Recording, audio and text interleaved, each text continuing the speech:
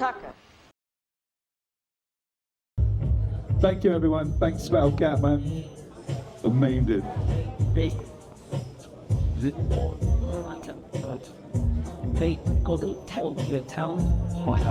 How are you doing? Yeah. I need a fast these. I need a Somebody's getting next to. Can we start that Juicy Beat? Can you play the Juicy Beat one more time? Just play the Juicy Beat one more time. Just the drums at the side. Yeah.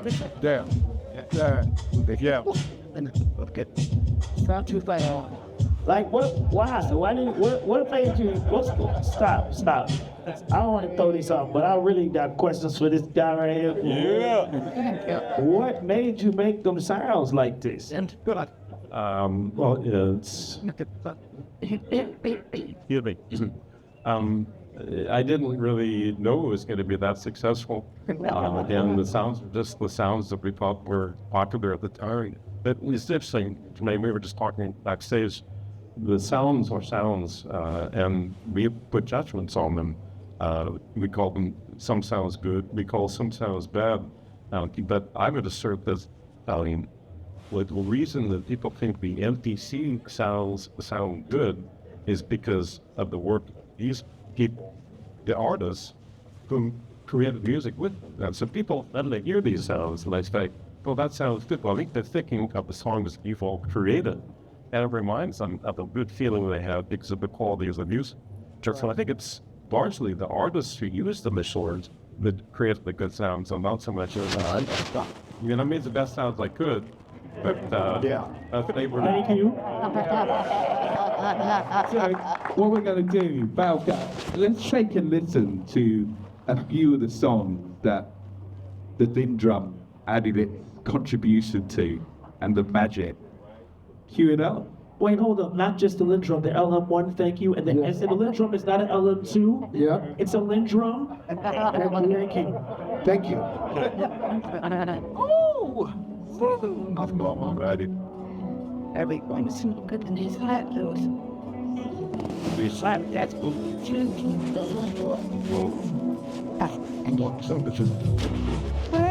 Don't try to make yeah, sure. That's the one. You got to be sorry. Sure. Okay, it's a love. So you should make it big. I never listen. It's love. Hold on.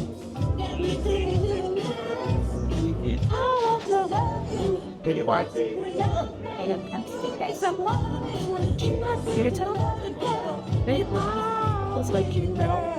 Thanks, Cat Man. That just gives you a taste of what Roger really gave to everyone with his design. So let's start at the beginning. When you started in the drum machine, what was going on in the marketplace that made you design the Lind?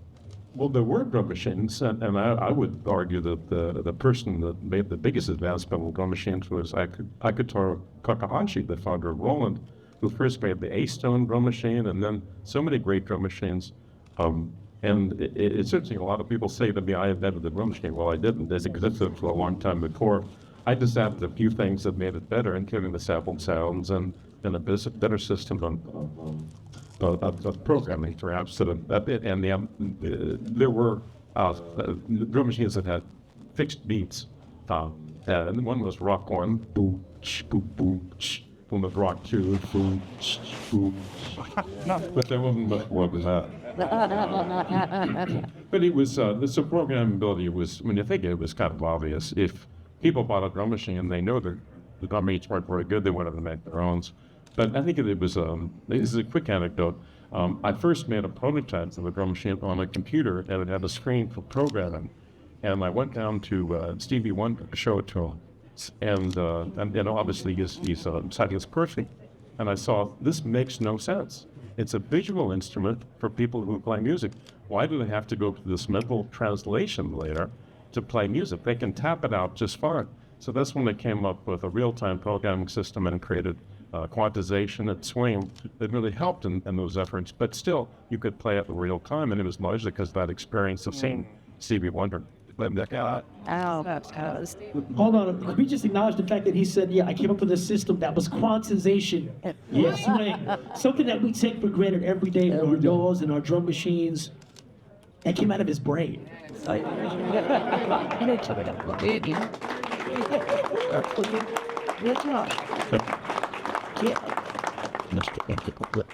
So Jimmy, when you started to use like Lindrum, when did that kind of really start to become like a whole kind of figure around your sound? Like, did you hear it on someone else's record, or did that just, you started hearing these sounds on other people's records? How did you discover the drum machine? Well, and to make the distinction, the LM1 Thank you, sir. was Prince, because all of those early Prince records were all LM1 records. So that's how we were familiar with the idea. And then when the newer version came out, which was the Lindrum, the thing we loved about it so much was, first of all, I was a drummer. So the idea of a drum machine and making beats was very natural to me. And, but I love the fact that you could switch the sound, the little, whatever they're called, chips or whatever. You could change them to make different sounds. And probably the first album that we used it on extensively was Janet's Control album. And pretty much every beat on that album is all Lindrum. It's just that we're changing the chips to make the sounds sound different. And it was obviously revolutionary in the way that that record was able to be made because of the sounds and the machine that made it. And Justin, when did you pick up another one? That's it. First. All right, so I had to fake it till I made it until I could afford it. All right, because I'm probably the youngest guy on here on the panel, right? So a lot of mine, I cut my teeth on a lot of research and just going back and just figuring out what was what. I probably got, to be honest, I've had a Lindrum since I was nearly a kid. I didn't get my LM1 until like 2 years ago. And I just so happened to get like the best one, not knowing that it was the best one. Because there was the Rev 1 and then there's the Rev 2, but the Rev 1.5 still has the engraved buttons, has all the clock sync options, but still, it has the best of the Rev 1 and the Rev 2. I didn't know that. I just found a dude on Reverb, and he was letting it go for a decent price, and I was like, all right, I can afford that. I won't have to eat ramen for too long. So I got it, and then I sent it to a friend of mine, and I sent the picture to a friend of mine, and he's like, yo, turn that around. And I'm like, why? All right, sent the picture of the back. He's like, you had the rarest revision of the LF1 to exist. And I'm like, I don't know what that means. I had to jump on Google and figure that out after the fact. So, like that said, I've been a student of Rogers pretty much since the beginning of my career. My first professional machine ever was a ASR 10 because that's what RZA used, and it was 1993. And then shortly after that, I got an internship, and I was like 15, 16 at the Cutting Room Studios in Manhattan. And I got to watch all these guys coming in and out. They were all using MPC 3000s, 60s, and whatnot. All right, I guess that's what I need to use. And I just happened to find a 60 that was signed by this guy. I didn't know. All right, somebody signed it. All right, cool. It wasn't until years later that I realized what I had. Praise. Wow. Amazing. So, Brian, did you ever experience using the LM1, Lindrum? Never. I mean, recently, yes. But my first drum machine was an MPC 3000. It was my first time ever using an actual drum machine. But as in recent years, like no idea who we're all friends of. He has a studio up the way in LA that's all this vintage gear. And I remember I went to book some time there, and I was like, yo, bring me the LM1, bring me all, bring me everything. I just think that day to get, to learn it. And so yeah, I just recently I've been able to like put my hands on one. Jermaine? Yeah, no, I was too young. But I remember going to the studio and seeing it. They used to have like an emulator and a Lindrum. And it's like, you can't afford this shit. Like that's what it was like. These two pieces, you can't afford it. It seemed like it was like $50,000 too back then. It just seemed like it was so far away. But I remember looking at the Lindrum and I remember seeing them pull the chips out and all of this. I didn't know what was going on, but I remember it. How old were you at that time? I probably was 13. And it's just like I remember the emulator because I used to try to tell them to sample stuff and they didn't do it the way I wanted to. That's what forced me to want to be a producer. Was like, but the emulator used to be like this you could sample in this, right? And that's why I remember when I used to go to the studio. So Jimmy, like, obviously your collection of records, did you have any kind of like certain production tips of how you was processing the Lindrum sounds? No, I mean, to me, it was just what we did back in that day was everything we recorded was the analog tape.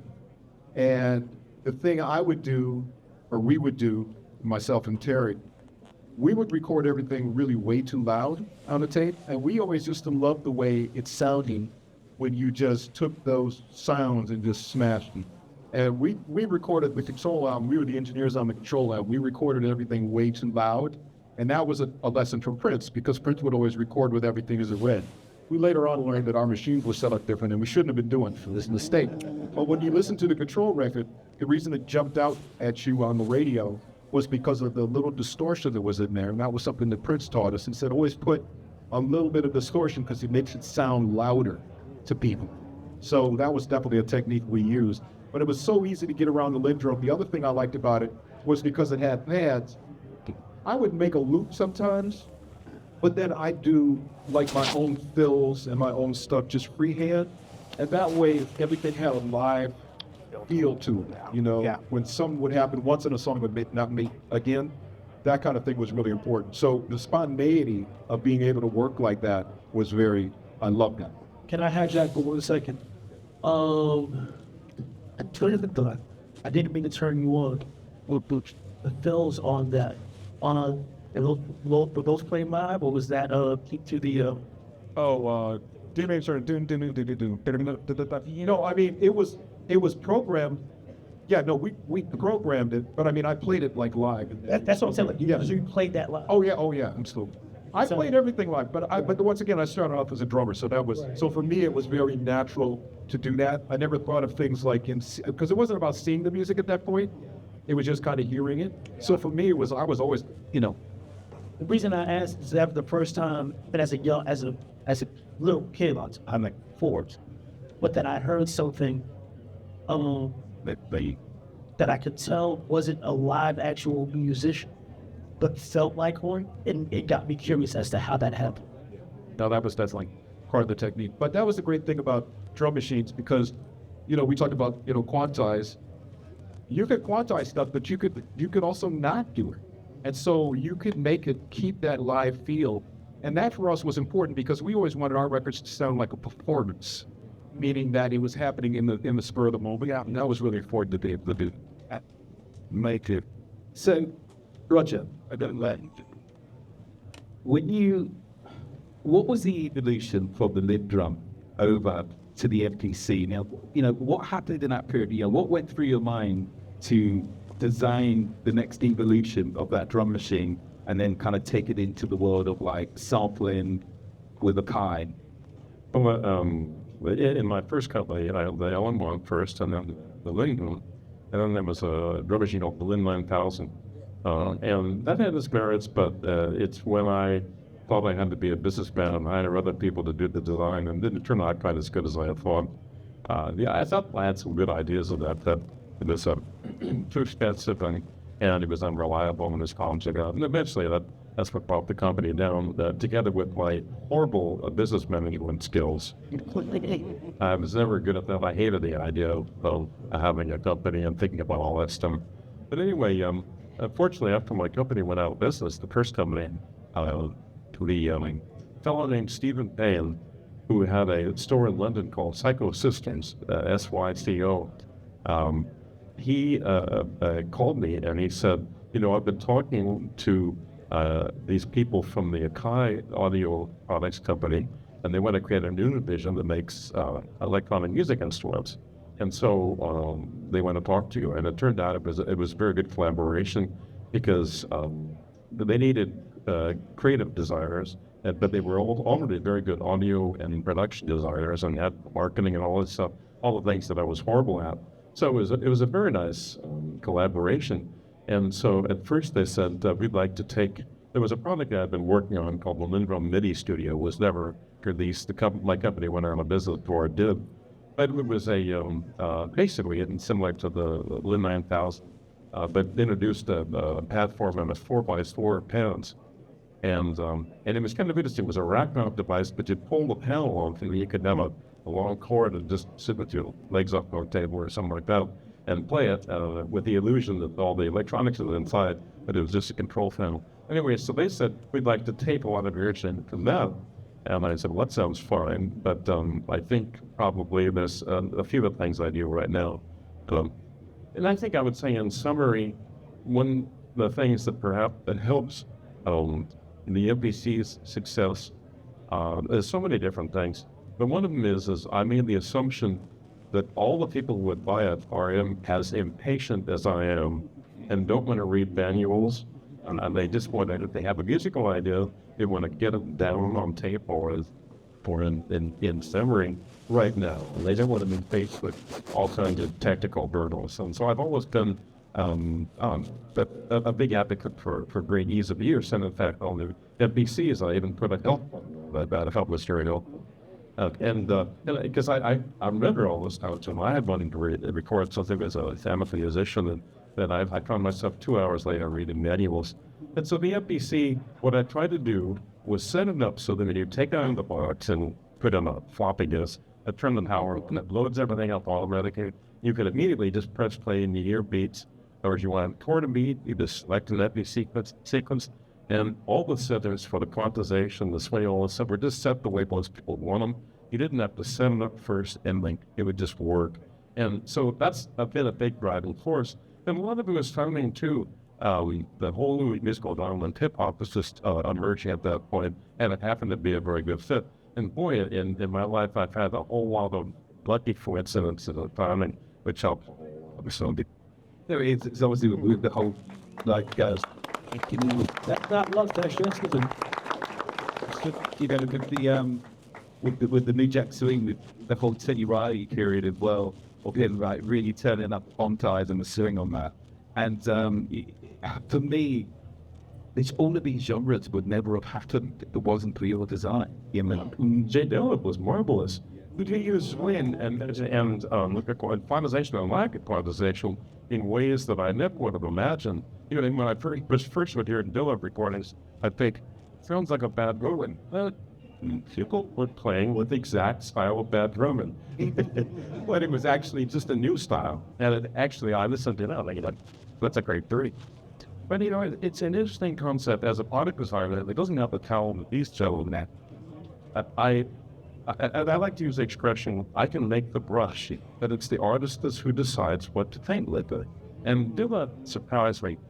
Sampling Lynch surprised me. When I first made the MPC 60, remember they had a NAMM show, and the MPC 60 had a whopping 26 seconds of sampling time. 26. Left.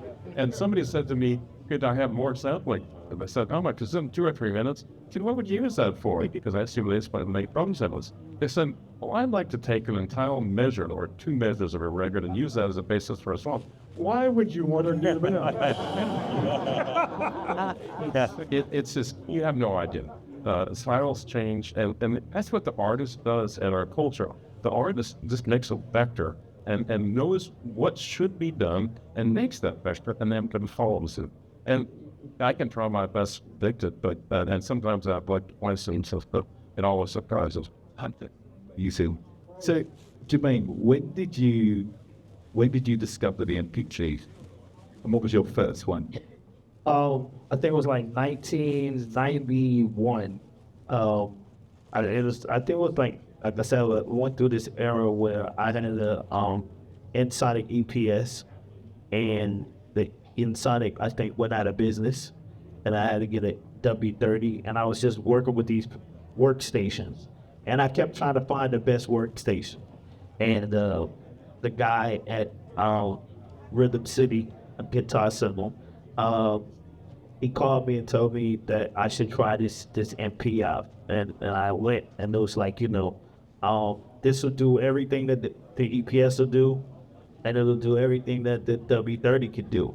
But you like you said, the sample time wasn't that long, so I think I made Crisscross an album using the W30 and the MP together. And then I started learning how to trick the MP by speeding the samples up and sampling it and get the entire sample in there in a quicker time, and then slowing it down to make it. But that's just a lot of work. But that's the things that was going through. But yeah, I think it was like 91 right there. Justin, what about you? What was the first MPC that you purchased? Which way is great? Yeah. My first MPC? All with them. No, so the first one that I bought was a 62, which according to legend of who I bought it from was actually used to sequence a bunch of Slick Rick's second album. But that provenance didn't come back. I didn't get word of that until after I'd already sold it. And I was like, But yeah, so it's a 62. Then I saved up enough money to get a 3,000. And then I just literally bought every bunch. But it's just one of those days where it's like, if it's not broke, don't fix it. I feel like I cut my teeth and I'm running on the Rolling Jazz 30 and like scam. That's what I love the conversation. And there's like Secure My Band Man, which was also a scam. They'll pitch this that scam was the Jam Man. And then after that, it was MPCs from there on out. And even after, Roger parted ways, just doing other things, the children of that original design. And to this day, like, I mostly sequence on Logic now, right? Spirit, but I still keep my Logic templates set up as if I was using it in, old habit style. I would say that Teddy Riley era too, right? The syncopation on the MP, and the quantize that you talk about, that also was a reason why they was pushing me towards that, because Teddy's my idol. So I was making a lot of beats I was trying to make these New Jack Swing beats, and Teddy beats the sync was so perfect, right? It was like almost over perfect. And I remember the W30, it didn't even have that. It didn't have nothing in it that would do that. I couldn't get it to do anything like that. So the first MP, basically, that swing was in there, and that was what we was chasing. Yeah, no, completely. So, so get us from these the mentors. When did you introduce the MPC into your production at Arca? We were chatting about this last night. Yeah. So for me, the MPC, we had the 60, we had the 62, like you're talking about. The 3000 though was the one I think for us that really got me hooked into it. And for me, I had to learn how to do it in a different way. I had to think about it differently. But luckily we had some drum programmer guys that helped us out a lot. We had a guy named Alex Richburg out of New York who knew how to really work it well. And then we have these young brothers, the Avila brothers. And the Avila brothers, okay, we got some tough. Let's see the brothers fans. So the Avila brothers also, Izzy in particular, he just was like the wizard on that machine. So what happened was, I remember this one day, I would always just use it just as a drum machine. I would use it to sample or to even record instruments into. And I remember one day they set it up for me, and it was like a weekend, and they just said, you're going to make a song today, and you're going to have to use just the machine to record. Don't put it on the analog tape or whatever, just use the machine. And so I said, okay, so in order to do something really simple, I just put these chords in. I went boom, boom, boom, boom, right? Then I put a little bass part, boom, boom, boom, boom, boom, boom, right? And then I put the beat, and the beat was just supposed to be right. I couldn't figure out how to make it swing. So it just was this kind of straight beat, and I was so pissed off. So the next day I came in, and they said, "Did you make a beat?" And I said, "Yeah, but I can't make it swing." And they were like, "Oh." And there it was. And that song turned into "Got Till It's Gone" for Jen. And that was my first experience of actually recording like that and actually using the machine the way it was intended to be used. So thanks to the Avila brothers, thanks to Alex Richburg, and thanks to you, we had a hit that combined Joni Mitchell, Q-Tip, and Janet Jackson fall under the same record. They rather have gone without.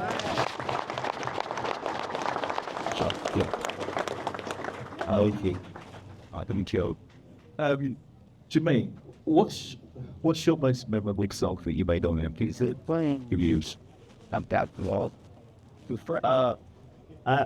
Jump is the first record I made on MP. And it was so many samples everywhere, and that's all.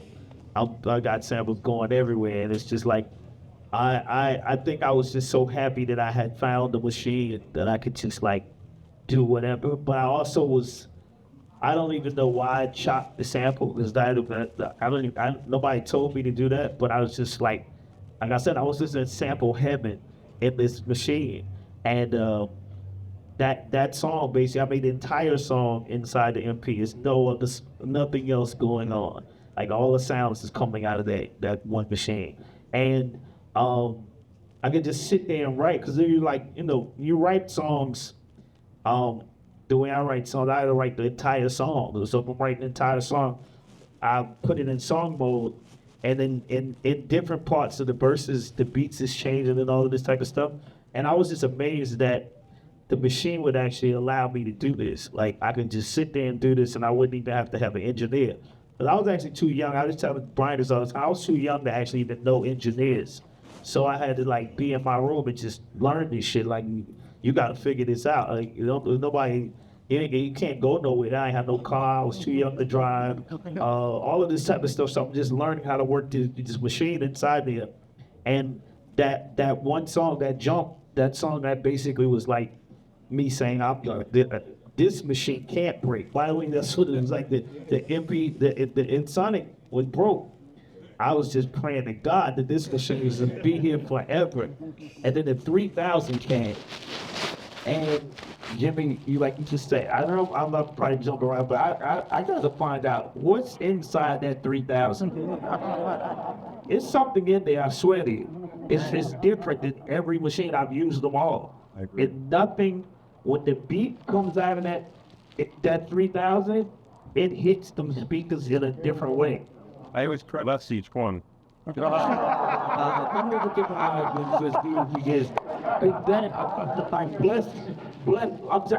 don't know, there's something in there. There's something. I think it's Oh, you could do the mic with you. Oh, dear. I have to compliment the Kai Company, because they did do very good audio engineering on it. And a gentleman named David Cockrell was on the chip for that, and the tuning on it was very good sounding for the time. But a lot of it was what I said earlier. And I think that had it not been used by such great artists like you guys, I don't think people would think it sounds as good as it does, because we're associating with the quality of the music that was produced with it. The same thing with Prince. It's like, as I say, Prince was my marketing department in my first company. I didn't need to do any advertising. Listen to a Prince record. And he used to switch to we make the music that the machines or the instruments want us to make. If we were all making music in the previous century, or even the century before that, we'd be making music with violins and clarinets and things like that. But the machines now, they excel at certain things, and they allow us to go down paths that are very private. But they are the paths that the machines kind of want us to make. Drum machines want us to make beats, obviously. And fortunately, that happens to be a great thing, because the nature of popular music is it's all about the dance. It's all about the rhythm. And that's the thing that, even though I'm woefully unaware of contemporary music, I'm 69, what is the eternal part of that is that in popular music is the beat. because it's basically sort of the bird song of the human species.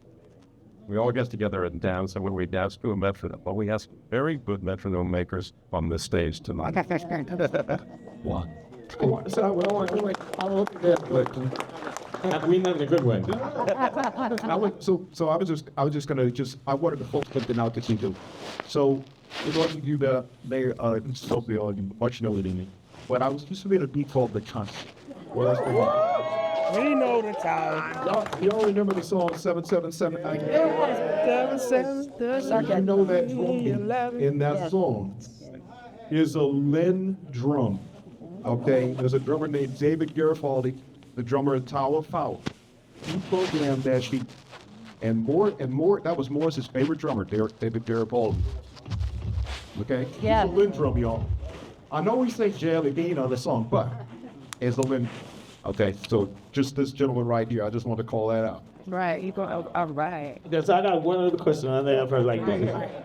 So, I was too young to have an 808 when you was using the 808 Jimmy. So, Yes. But they said that in the 808, Roger, they said that the 808 had this roll. Inside of that we don't see, right? Yeah. I'm trying to figure out like something. Is that a true statement about the 808? I'm not quite sure what you mean by roll. Do you mean the button where you did like note repeat? Well, I think because it's the lights on the 808 they go all the way, they move all the way down. Right? I didn't get a chance to use it like that, but they move all the way down, and then it shows the actual loop of the beat, right? Oh, I see, because the lights go sequentially. Yeah, and they say when it gets to the end, it turns around, and that's what gives it the thrust of the 808. I don't think so. It's just, it is kind of like you could have 16 more lights right after it. It's just more lights. So, then you want to make it too wide. Well, you know, that's and that's the thing I was saying earlier about the my experience and taking my original publishing over to have the Stevie Wonder. I think Roland did a great job by enabling people who didn't have a good enough sense of timing to tap things out or play pads because it allowed them to play mathematically, you know. But my experience once again is I was trying to make musical instruments for musicians who could already play. And if they could already tap it in, then why not just let them tap it into a mesh? But at the same time, once again, Roland did a great job. I have to commend Roland and Takahashi, the founder, that they pursued their own paths even after I came out with sampling machines. They didn't immediately try to copy it. They added creativity to analog sounds and their step-time programming system. And that's very much valued. There's a lot of great artists and I'm credit with that as well. So then they both have value. Raj, you seem to be, you understand, you accept your accolade. But you're not very precious with your achievements. You've allowed companies to take the design and do what you want to do with it. Like I have friends who would contact you and you're like, yeah, just change the name. And you're just happy to march the beat of your own drum. And I admire that. I respect that because some lesser cultured folks might try to just, handle that differently. To say the least. What are you looking forward to doing next? Because the thing that the consistent thing that I always see with you is, what are we doing after that? What do you want to do after all of this? You've done everything. Yeah, I've done some stuff. I don't know if I've done everything. You've got enough. Well, what I'm doing now with my company is I make an instrument that I call Lindrum. I managed to stick my name into every product. There you go. I was thinking about once make a modulation processor and calling it Mocklin. What do you think? I made this instrument called Lindrum, and I've been making it for about 10 years now. I've sold around 5,000 of them. And what they do is they bring the expressiveness of acoustic instruments to electronic sound. So, for example, you can play this keyboard, and it looks like it's like 200 small drum pads, small drum pads that are finger size. But if you wiggle your finger, you get a vibrato, and if you slide to another note, you can get pitch bend like on a guitar, and you can have monophonic pressure, polyphonic pitch bends, and even if you tilt your finger forward and backward, you can change the timbre of the sound. And to me, I think this is something that I miss in an old-fashioned way from some of the acoustic snaps players of way you. But at the same time, I feel like it's got electronic music instruments can be in the foreground of music. The singers are in the foreground, but generally synthesis and other electronic music stuff is more of the background, the support for the singer. And, when I was growing up, I used to love the characters like Derek Coffin, what Jimi Hendrix sing, or Sipple Rapaldi, the violinist, or Django Reinhardt, people who played with such wonderful emotion that people were transfixed. They would sit there and watch this person who had an extraordinary skill. There was a foreground, it was a voice, just like the human voice is. So that's what I'm focusing on right now, is to bring that to electronic sound, the ability to use subtle finger gestures to create something very, very compelling. It's so interesting because one of the things I really appreciate about the MPC community is that they value human feel. They weren't always just playing straight 16 tones. They would use the swing settings very carefully and very subtly and use dynamics and adds very well and very effectively and create some incredible beats results. In the same way that the MPC community has valued our humanity in this way, and that's what I'm trying to do with this Lindrum thing that I make, is to give people a better human interface, a man-machine interface to the sound, so that it captures more of that emotion. And so that's what I'm thinking of these days. That's what I'm spending most of my time doing, actually. And if you want to learn more for the larger than design. Yes. Very nicely done. We've spent nice a lot of time together recently, Roger, and we've had a lot of discussions about just all of the great things that you've done in the past. But you had the experience to check out, the new MPC, checked out the Live 2, the new MPC 3. How do you feel when you've seen your creation evolve over 25 years and you see this community that's here today? I pleasure of dedicating my life to this community and to have all of these friends up on the stage here. How does that make you feel as a creator? It's absolutely wonderful. When I was there earlier, people were lining up, wanted to take pictures, and that sort of thank you after thank you is such a wonderful feeling to have and to have that much appreciation. And I made this, as you know, back in, I think it was March, a video because we kindly sent me an MPC Live 2, and I was very surprised about how good it was because I hadn't kept up with the MPCs. And the comments from the MPC community were they made me tear up. It was wonderful. They were so kind. There was so much kindness to this group. At any rate, if you haven't seen the video, I got in touch with it because I hadn't really been familiar with the MPC. So a lot of times some of my customers will say, what do you think of the new MPC? So I would say, I don't know. I'm off doing something else now. Let's go. So through some circumstances, like I back in touch with the card. And you guys kindly sent me the Live 2, and I started playing with it, and it was just marvelous. This was so much better than what I created in 1988 in a variety of ways, but it still honored the original interface and did both. And it has this wonderful touchscreen, and it's got these speakers and a battery built in, so he's never have to plug the thing in. It's kind of nice. But I was also really taken into technology. But the kind of time is so interesting. This is going to get kind of nerdy, but at some point they moved their internal computer to the one based on ARM. The same thing Apple did when they went to the M series processors. They also moved to Linux operating system. This same thing, or very similar to what Apple did back in the OS X, when they went to base their operating system on the Unix operating system. And this gives them so much more power, and it's like that allows you to just take off. And I think it's a mature operating system and a mature hardware backbone, and it gives it so much potential for power that I was really impressed. I would just load down that MPC where Live 2 was a lot of tracks and a lot of plugins files. It wouldn't even break the point.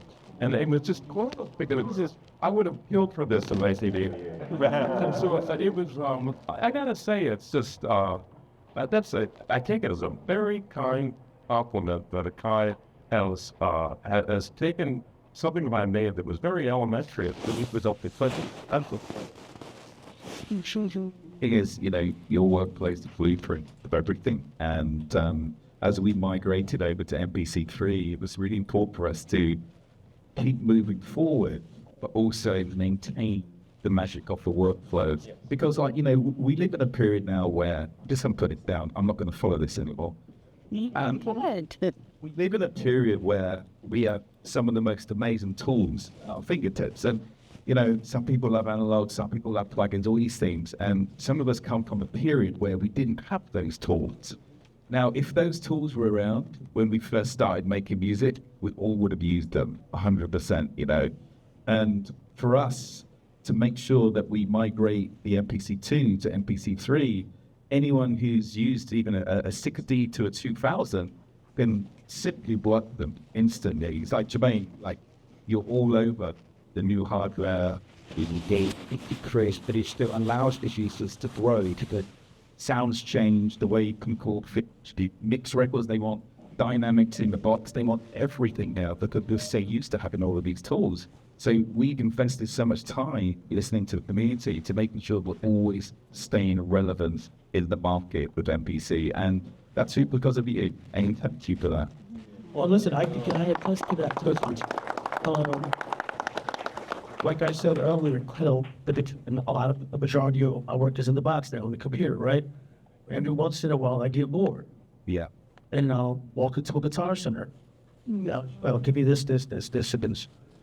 And the last time I did that, I think I bought a MPC NX and the Lab T. Got home, and I'm sorry, selection's too big, get that here. I wanted something that I could just sit on the couch and just hang out, right, with the family and just, hang out and have fun. Took me about 5 minutes to translate a few things, but I was still able to just have fun, make beats on the couch, right, because I understood his original design. And you guys have not strayed from that. Which then led to my son coming over and being like, "Daddy, hold on." And next thing we're making beats again, right? But it was interesting. So I'm like, wait a minute, I haven't used an MPC for a while now, and as many new features are here and all this other stuff that I can do, it's still the same yet different and enhanced. And then, all right, one time stretch, all right, that makes sense because you're still following the original blueprint, right? Like, so I can warp this, I can search that, all right, cool, but it was not hard to understand at all. I never read an original manual for the 60 or the 3000. You just sat down and understood it. So thank you again. You're welcome. Thank you.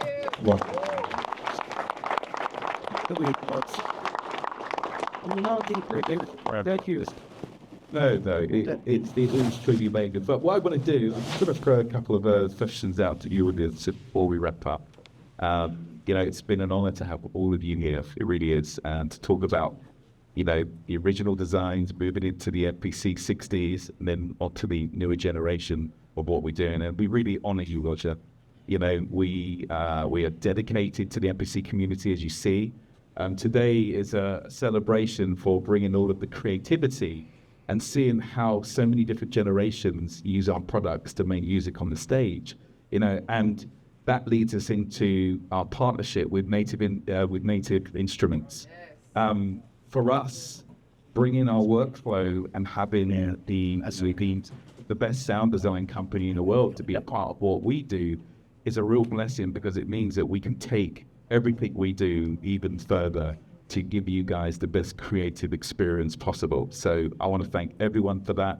And has anyone got any questions? Right, box. Right, few hands. Right, there we go. In the way. Hello, my name is Ramin Bezat. I'm coming from Germany just to see you tonight. Wow. And I'm so happy to be here. And I have one question. Imagine you meet one person that has never heard about R&B. What record would you use to introduce R&B? That's a good question. It's famous. Like, Wide open. It's really Yeah, that's an interesting one. Something Yep. if I had to answer that question, the one song that epitomizes modern R&B music, from my perspective, is produced by one of the guys who produces on the stage. The song called "Tell Me If You Still Care" by the SOS Band. Yeah. Jimmy Jam. If I had to like give one song, like yo, it's 808, it's chord progressions, it's bridge, Yeah. it's long as shit. The song's like 6 minutes long. You know, they're gonna get every ounce yeah. of what R&B Yeah. music, modern R&B music is supposed to sound like. Yeah. Their song. Yeah. Make sure listen worse. You know, it's funny you say that because I had a different answer than I thought about it for a second. I probably should have said before you said it. Just be good to me. Or the intro, like the intro has an intro, Yes. Yes. right? Yes. Dun, dun, dun, dun, dun, go. And then you get to, so that's another one. And the amount of synth work, but that was based on, and the drum machine work that was based and built on previous generations of PDs. I mean, you can hear the influences that would. Okay, There we go, Battle Jabber. Yeah. Okay, Bass Cast. I'm respect to it. Oh. We go live. Might as well keep it I'm going. not thinking about this song. Yeah, let it go. Let it flow. Kind of relax. That. Fairly. You know what? And you laid around with this one because he had the drum pad. The drum band. Again. And I'm going to give you a bonus too, right? I'm going to give you a bonus. Sure. Right? Sure. That's Another Jimmy Jam and Terry Lewis thing. Everybody talks about Janet Jackson's Rhythm Nation album, right? that. Genius classic, right? But I'm going to tell you, before you go put your ears on that album, on some true black shit, go listen to Alexander O'Neill's Here's the Album. I told him all the time, this album for me is the prelude, to me, they created the concept album, the 80s, like actual album that was like, the album from it was like a party, it was like all the interludes in between, and you feel like you knew, you know, all these characters. It was Jelly Bean, Popeye, Jerome. It was all these people on this album, but you knew these names just because they were on these interludes. And I feel like that album is the prelude to, if I'm correct, that album did happen after Control, right? It was after Control. Oh, wow. I think it was 88, 88. 87, 87, I think. 87. So it was after Control. He was after. So it feels like they were like, okay, anything that we did do on Control, we're going to do on this album, and test what we're going to do on Janet's next album. Go listen to that album if you love Janet Jackson Rhythm Nation. Go listen to Alexander O'Neil. I know it. Excuse my French, just some nigga shit. But go listen to it. I just want to say one thing about the SOS, both those SOS band records, is that they were recorded in Atlanta. And there was a gentleman on this stage now that was actually at the session that's a little boy. He was at those very first SOS band sessions that we did. So I don't know why I was there. Don't even. Now I was there because my father was like a roadie. He was doing a lot of music. I worked for different people in the city, and the SOS band was managed by the person that my father used to work for. And this night, it's a lot of things happened this night. They got fired from the group, right? Yeah. Yeah. Because they was in Atlanta producing and they wasn't supposed That's to be right. down there doing it. That's right. And then it snowed in Atlanta. Like all this crazy shit happening in one day. And I happened to be in the studio as a kid. And I feel like some of that must have got in my body. I was in there and it soaked it up. But yeah, I happened to be able to be in that space when they was making the SOS band records. yeah, I appreciate being able to share that. I'll just tell you, I don't know whether it's the R&B prototype or anything like that. I will say my favorite song of all time, or my favorite album of all time, because it's the body of work, and it inspired Rhythm Nation and albums like that. There's Marvin Gaye, What's Going On. Oh, yeah. That album's from start to finish, and on and on. Yeah, I know. I don't know. Amazing. So we're gonna have to wrap it up now. It's 6 o'clock. That was wonderful. This has been an honor for everyone in the room. Yeah. That is cool. Jimmy, Roger, Brian, Jermaine. This is history on the stage here. Like, we have grown up with all of your records. Thank you for having me. Yeah. And Yeah, I was thinking, I don't want to say this, but did y'all hear the flex that he said? He said he didn't even do promotion on the drum machine because Prince put the vacation. Yeah. Prince is my Prince talked about Johnny playing, drop the money, watch everything.